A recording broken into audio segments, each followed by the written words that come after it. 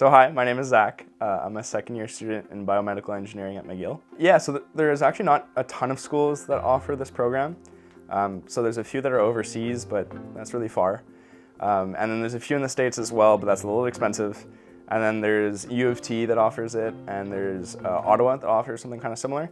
And so I applied to both those schools, but I decided to stay home because I have a lot of friends here and I wanted to be able to see my family often, stuff like that.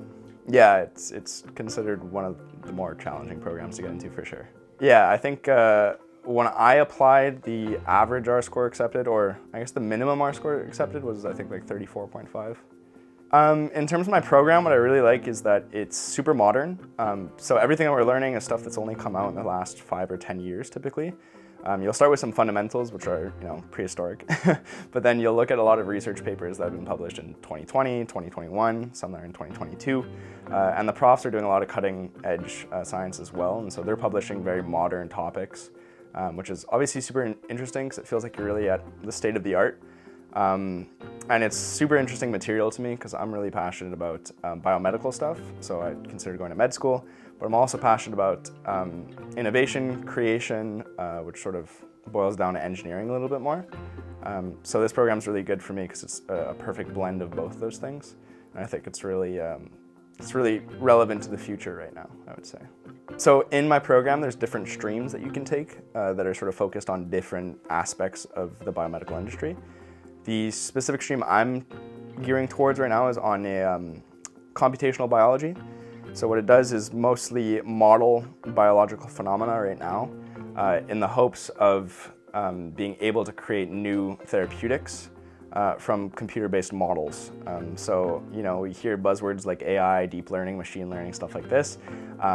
But the goal of my particular stream of bioengineering is to try and apply these more computer science type of notions to biological sciences.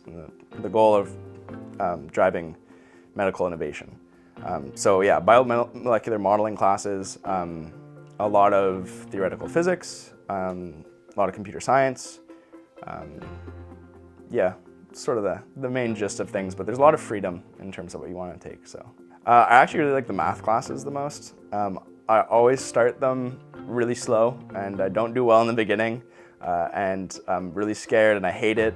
But then I work hard and then I manage to learn the material, and then it actually becomes some of my favorite classes because it feels like I'm learning tools in a toolbox that can sort of be applied to different things, whether it's within my program, within my personal life, or business, whatever it could be. So I really like the math. I'd say like more of the pure biology stuff. Some of the pure biology I find is like a lot of memorization, and sometimes when the courses aren't designed appropriately, it feels like it's a lot of information that's sporadic and not necessarily grouped together into subtopics that are easy to put to memory. So I don't really like those classes because it feels like I'm learning a lot of stuff that I'm just going to forget in a few months. But that being said, I think my program does a good job of trying to boil down these biological topics into retainable sort of subtopics, and I think that's really cool. Yes, yeah. So a lot of people in my program, I would say, have a deep necessity for academic validation, and so a lot of their ego revolves around their grades. And so there's a lot of people that will come to this program and not do as well as they have previously because obviously it's difficult material, and that can sort of make them competitive, whereas other people, they'll take that as an opportunity to sort of branch out and learn about different people and like how to help each other and sort of make it more of a team working aspect, and that's sort of the environment I find myself in. But you can notice a little bit of a binary split in terms of the people that are hyper competitive. I'm going to do it on my own. I'm going to try and be the best, versus the people that are like, I don't need to be the best, but I need to survive. So let me do things together, and like we'll all manage together. And so that's the split I sort of noticed. Yeah, extremely. For me personally, I'm a very social person. So being able to have people to ask questions to, because there's so much information, whether it's about like course policy or material, whatever it is. There's so much to retain as a university student, and so having like a good network of people allows you to cut down on the stress of retaining all this information the first time you hear it. And it's also it's good to practice the material with like-minded people and people that also want to do well. And then when you have personal things that you have in common as well, it really allows you to take the, I guess, the professional side, the academic side of things, and really make that feel a lot less stressful. Because you got people that you get along with that are like-minded, all driven towards a similar goal. And so when you have something that's super stressful, it's like having people like that to take that stress away is really, really useful for me and really valuable, I find. Some stuff is, I think they definitely try and have some aspects in every class is sort of teamworking. Especially for engineering, it's like you're always working on teams, like in professional practice. So they're really trying to like get that, I guess, situated in our minds and get used to working in a team.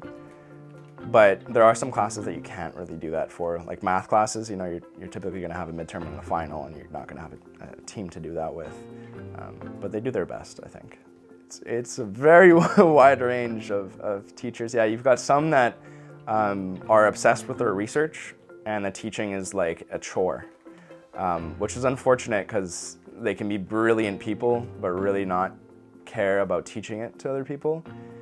Whereas you've got other teachers that are obviously still passionate about the research, but that are also really, really passionate about teaching the material and teaching the future generation of people that are going to be doing what they're currently doing. And so one professor in particular is my prof for BioM 350, which is a biosignals processing class. He's a brilliant mind, works in EEG signal processing and some complex mathematics, but he's one of the best profs I've ever had. He really, really takes time to sit down and get the material across.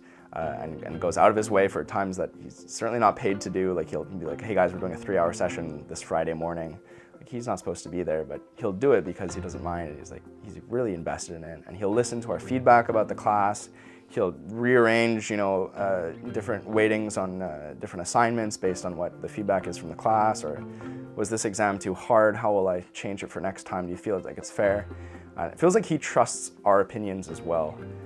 Like he acknowledges that we're competent individuals with opinions that can, make everybody happier. So what's really cool is that he listens to us, which I like. Most of my classes, I'd say, are like 50 people, about, yeah. So you don't have those big amphitheater classes? No, sometimes, yeah. When it's out of our department, then we have that. But no, our program's quite small. It's, I think, 65 people per year. Yeah, so it's not huge. In lecture, I would say, like, on an average semester of 5 classes, I'm in lecture for probably 20 to 25 hours. And that's like lecture or lab. And then in terms of coursework and studying, I'd say it adds like maybe another 25 hours to that. Yeah. Do you work part-time? Yeah, I do. Are you able to do it all? Sometimes. I do my best, yeah. Not as much as I would like, but it's sort of just put your head down and get to the end of it. And then, at a certain point, I think I'm gonna reevaluate how much time I'm spending working versus not. But I really like what I do. So I think that's a big benefit. If you're in my program and you don't like what you do, you're not invested in the stuff that you're learning, it's really difficult to stay happy. But I think I'm generally a quite happy person because I really like what I'm doing. So even if I'm working 55, 60 hours in a week, I'm not hating it.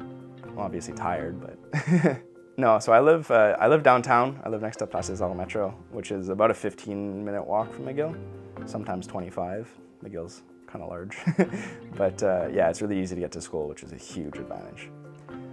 Yeah, when I went into my program, I didn't know if I would love it, and I just so happened to find out that I did. But I think if things were worked differently, and I didn't see that I loved it, I would have maybe changed programs early on. Because I think in this program you'll know pretty early on if you like it. And I think it's really important, like what gives you this aspect of do I like it or not is the people you talk to. So I think it's really important to ask questions to your professors and go see them after class. They're humans too. You don't have to be scared of them. Everybody in your class as well is really typically friendly. For me, everyone's really friendly and they come from different backgrounds, but everyone's sort of driven towards a similar purpose. And I think you'll know early on if you talk to these people whether or not you're sort of into the same stuff. And not to put too much pressure on yourself to like it if you don't. Because it's tough, but it's worth it, I think, if you like it. That's a good question. Well, my goal right now is to get through university. I don't know if I'm going to pursue a master's degree yet. That will depend on if there's a topic that I'm really passionate about. Right now, I don't think I will. I think I'm going to go to industry and work. And my goal is to work for a few years at a company with a mission that I align with, and hopefully have some freedom to travel a little bit, ideally live out west and do some outdoor activities. And then eventually I'd like to start a business in the biotech industry with my brother. So that's definitely the overarching goal for maybe not 10 years, maybe 15, we'll see. But for now, yeah, that's where I sort of see myself.